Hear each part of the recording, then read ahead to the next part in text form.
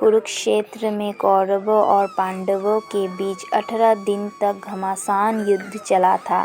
एक ओर धर्म के लिए लड़ने वाले पांडव थे तो दूसरी ओर छल कपट और धोखा देने में माहिर कौरव।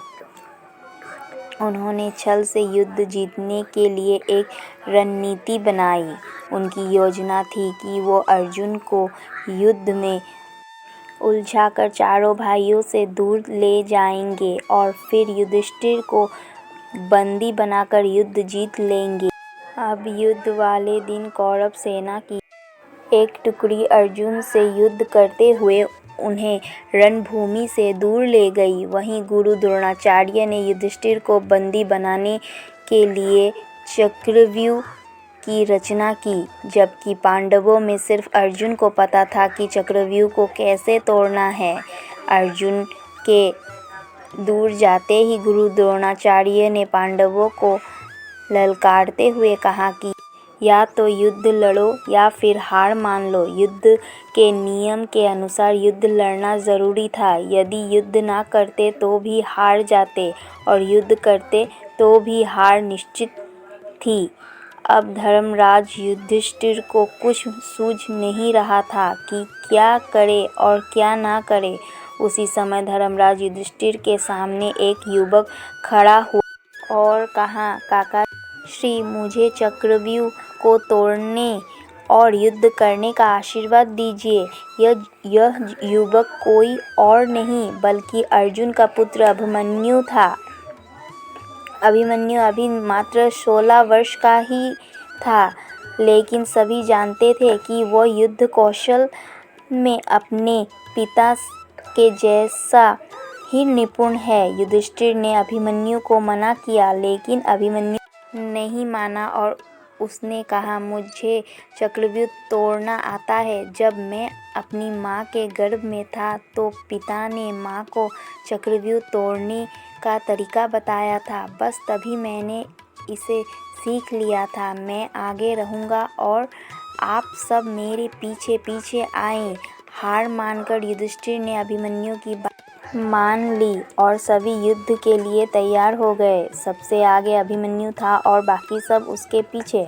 अभिमन्यु को रण क्षेत्र में देखकर कौरव मजाक उड़ाने लगे कि यह छोटा बालक क्या युद्ध करेगा, लेकिन जब उन्होंने अभिमन्यु के युद्ध कौशल को देखा तो उनके पसीने छूट गए। आगे बढ़ते हुए अभिमन्यु ने दुर्योधन के पुत्र लक्ष्मण को मार गिराया और चक्रव्यूह में प्रवेश कर गया।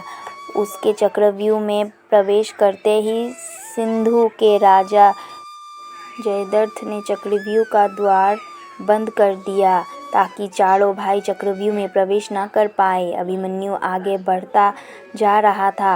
उसने एक एक करके सभी योद्धाओं को हरा दिया, जिसमें स्वयं दुर्योधन, कर्ण और गुरु द्रोण भी शामिल थे। किसी को कोई उपाय समझ नहीं आ रहा था। तभी कौरवों के सभी महारथियों ने एक साथ मिलकर अभिमन्यु पर हमला कर दिया। किसी ने उसका धनुष तोड़ दिया तो किसी ने रथ। इसके बावजूद अभिमन्यु नहीं रुका। उसने रथ का पहिया उठाकर युद्ध करना शुरू कर दिया। बड़े बड़े महारथियों के साथ वीर अभिमन्यु अकेला लड़ता रहा, लेकिन वो अकेला कब तक लड़ता। अंत में सभी ने मिलकर उसकी हत्या कर दी और अभिमन्यु वीर गति को प्राप्त हुआ।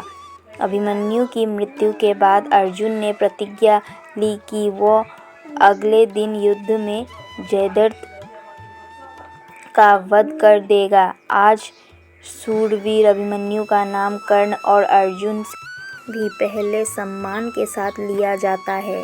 भाइयों, बहनों और मेरे प्यारे भक्तजनों, अगर मेरा ये कहानी आपको पसंद आया हो तो प्लीज़ इसे लाइक करें और कमेंट करके बताएं कि ये कहानी आपको कैसी लगी। साथ ही सब्सक्राइब करें मेरे चैनल भक्ति सागर 93 को। मैं एक नया यूट्यूबर हूँ। मुझे आपकी हेल्प और सपोर्ट की बहुत आवश्यकता है। आपके लाइक्स, आपके कमेंट एंड आपके सब्सक्रिप्शंस मेरे लिए बहुत ही महत्वपूर्ण है।